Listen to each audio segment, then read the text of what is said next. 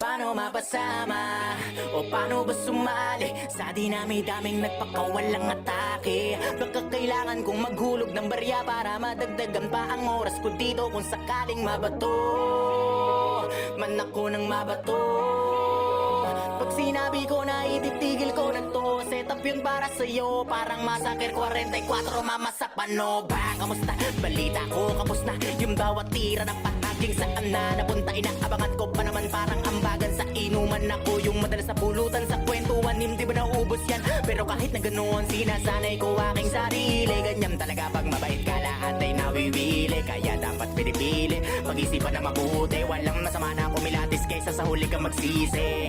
Naranasan ko na rin yan, yung tipong walang pagkakataon na mapakinggan at dumating sa puntong wala na ring malapitan. Sarili ko na lang ang nagsilbi ko na sandigan. Kaya walang may karapatan para sabihin sa'kin na itigil ko na yan. Sasabihin nyo wala akong pakialam dahil nasimulan ko to nung panahong wala kayo, alam nyo yan. Di ko na kailangan pa na paliwanagan, wala na akong magagawa kung saraduhin nyo isipan. Di ko kailangan na ipilit ang sarili ko para sa inyo. Marami na kinaya ko na ako lang pumasan. Di ko pinili na lagi na magpadagan. Di ako nasanay sa maling katuwiran, kaya lumakas aking paninindigan na dapat ipanalo ko lahat ng laban. Ganon ako mag-isip, iniwas ako na magpahagip. Mas ginusto magkulong sa silid kaysa sa mundo puno na inggit. Teka baka pwedeng baliin natin to.